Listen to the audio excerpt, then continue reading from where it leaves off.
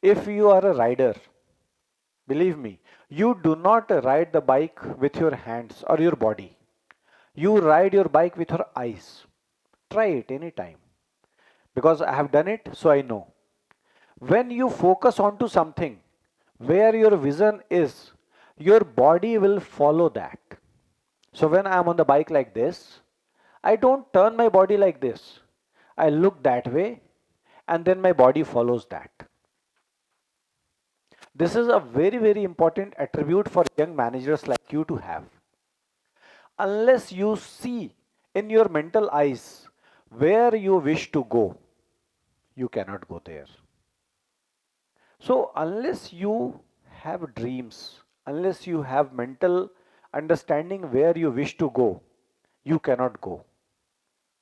So, that's why I have taken up this bike, this example of the bike. On the racetrack, you look where you want to go, your body follows your sight. Because when I am taking a turn, I am no longer looking at this turn because I have already taken that turn. My vision is on to next turn. Otherwise, I will crash. And when my vision is on to next turn, wherever right or left, the body will follow that. This is very important to look at. So have a goal, have a vision, and then next thing will follow. So the next quality what a manager should have is upskill. What is upskilling? You may not be master of everything, but in the corporate life, you have to follow through. So you need to learn many more things. Now, honestly, I do not know about your department, computer science, so I cannot say what language comes after what. But for me, when I joined Ducati, it was imperative that I have to learn Italian. So that was like upskilling for me. So other than knowing Hindi English, which is by far as an Indian I have to know, I learnt Italian to an extent. That was like upskilling. I had never ever ridden big bikes. So when I joined Ducati, I learned riding big bikes. In my previous company, I was selling two wheelers, Bajaj two wheelers, Bajaj bikes. They were 150 cc bikes. The biggest engine was 180 cc, and here the smallest engine is 800 cc. To handle these bikes means a different set altogether, different skill set altogether. So I upskilled myself. I learned how to ride on the racetrack. I learned how to ride on a track because that's again not an easy thing to do. My personal best on this track is 275 kilometers per hour, which is still not the good one. So to handle a machine of this stature, which is 200 kilos of weight, which is having 200 plus bhp power at a speed of 275 kilometers per hour on the straight, you will simply get blown away because of the wind force. But then I had to learn. That is upskilling. So if you cannot upskill everything, what you do? You collaborate. You work with your colleagues. Even in today's time, what you do? Boss, this chapter is tough for me. You are studying, please teach me. Even other than your teachers, you ask within your friends, do you have a note? Give it to me. I will go through your notes. You do or not? This is simply collaboration. In corporate life also, we collaborate. I am an MBA in marketing. I may not be an expert in HR. So I will talk to my colleague in HR. Okay, there is a problem. Help me with this. I will talk to my colleague in finance. Okay, there is a situation. Help me with this. And so on and so forth. This is collaboration because as human beings, we have got our own limited time, own limited understanding. We cannot learn everything. We do not have time to learn everything. We do not have the capacity to learn everything. So we collaborate. If I am not wrong, then this is the first hybrid car from Lamborghini. FPK Cyan, and some numbers are there. So, and you might not be knowing, Lamborghini actually owns Ducati. So if you cannot make something better, collaborate. So we collaborated with Lamborghini, and all these bikes, they sell just like this, give us very good money, which is very good for us. We made with another model of Lamborghini, we made another bike, Street Fighter. Again, good money for us. We are very happy. Yet again, this is with Bentley. Now, why I am showing all these bikes? Not to sell, obviously, but to impress upon that you as a human being are not island. You have to work like a big mass wherein there are many collaborations, many bridges with people. And this is one of the very important feature, very important trait which you must carry all your life. You can never work in isolation. It has to be in collaboration. You cannot keep on fighting with people in your surrounding because for an organization to succeed, you have to have a nice relationship, a collaborative approach which will make you successful at the end. Good. So now the gyan is slightly more deeper. Let me move forward. Passion. Whatever job you do, you have to do with passion. You just cannot do like, okay, in India we have a lovely chalta hai attitude, but if you want to be successful in life, you cannot live with chalta hai attitude unless you find passion. And that's why in the beginning of my this lecture I said some of you will become IAS officers or IPS officers or very good engineers or very good managers. Some of you will do MBA from very nice colleges and become a finance manager, just like the three idiot guy, whatever was his name, the nemesis of Amir Khan, who did MBA engineering and MBA and become a banker. So some of you will become like that. That's fine, perfectly fine. Nothing wrong in that. I also studied chemistry and started selling bikes. So there is no relation between chemistry and selling bikes. The only common thing is the petrol. So other than that, no common link, no worries.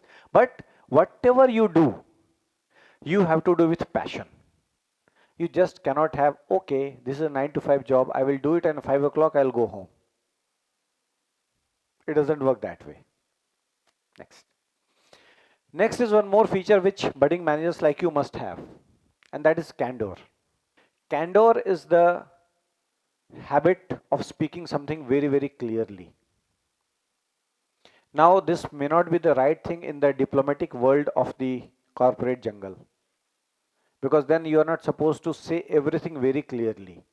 You will have to find a balance when to speak, when not to speak.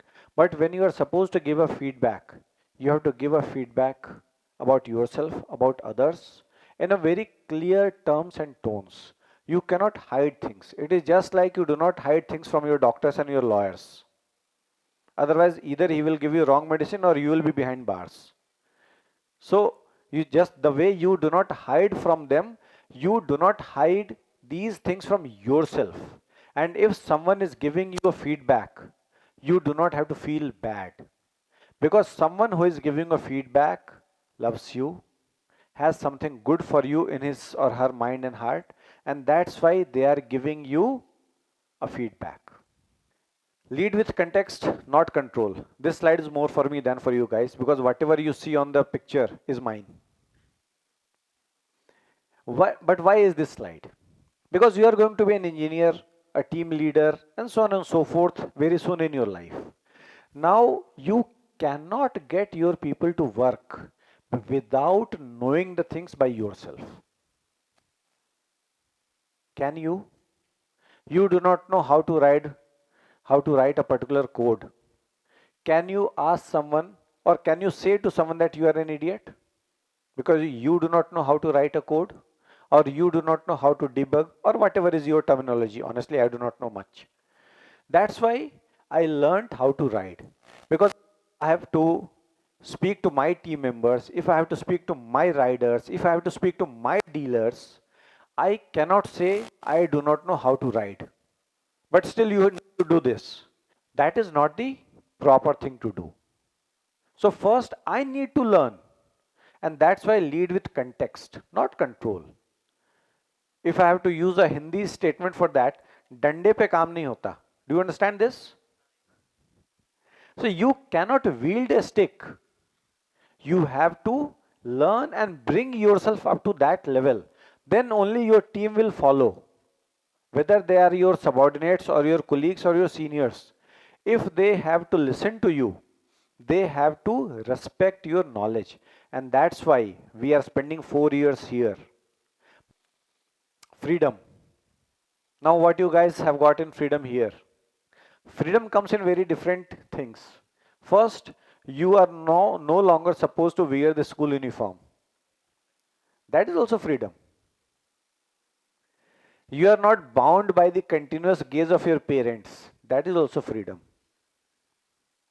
When you wake up in the morning, if you intend not to go to classes, that is also freedom. When you sleep at night, that is also freedom. I know something of this because I also have a young son, teenage son, he's 16 years old. So every day I have a fight with him. Why are you waking up so late in the morning? Why are you sleeping so late in the night? When he will go to college like you, he will also feel freedom. So in different times of life, it is different kind of freedom. But today, in all seriousness, are you guys abusing your freedom? No. How? You are not smoking. You are not drinking. Now, don't get me wrong here. I'm not trying to teach you any morality. That's not my job. But to put it in a different way, you are not attending your classes in a drunk state of affair. Correct? So, that's not abusing your freedom. You are getting some money from your parents for your monthly kharcha pani. Every month you are not running debts. That's freedom. Not, or rather, that's not abusing your freedom. You are maintaining your monthly expenses within that money. Every time you are going to some mall and buying costly clothes, that's abuse of freedom. But if you are not doing that, you are managing your cost, that's uses of freedom. So at different levels of life, freedom comes in different definitions. For me, if I go late to the office, no one is going to ask me any question. But I reach my office as the first person. It is every day I open the lock of the office because I also have a key.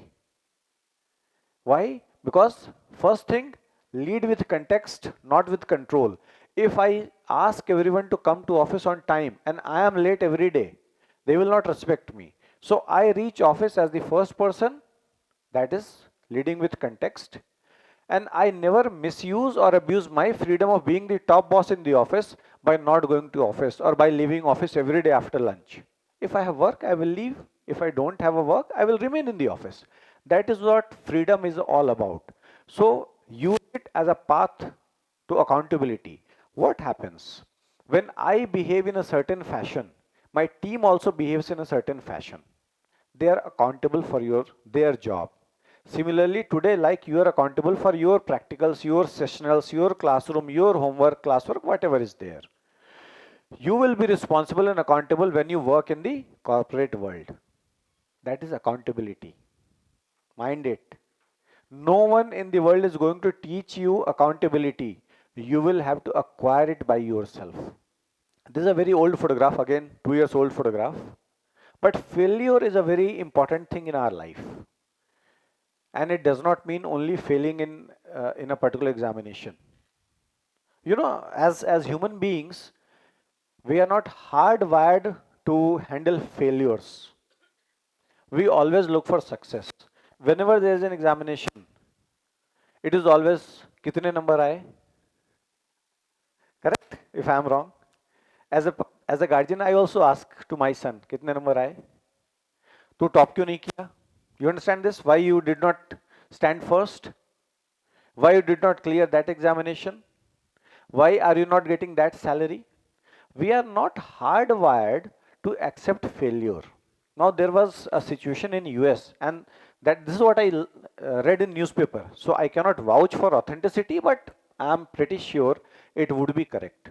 There was an Indian guy who had committed suicide,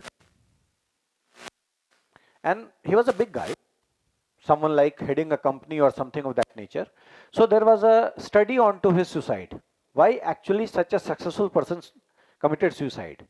Then it was learned that That particular guy, he was a topper all across his life. So most likely he was from Hyderabad or some city in Andhra.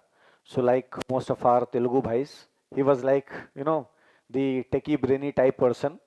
So he was a topper in 10th, 12th, JE, whatnot, went to Ivy League college, everything. Top notch situation, top notch company. But when failure came and he was asked to leave the company or something of that nature happened, he could not digest that. How this could happen to me? And he committed suicide.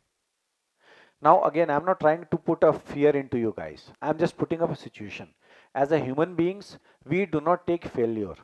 The moment you are through this situation, you forget everything. Correct? So be very, very clear, be very open about failure, how to handle failure, and then you will be through this. When you are doing all these things, there is something one more thing, which is teamwork. Never forget teamwork. And with that, what will come to your way? Success. That's the end of my presentation. Thank you.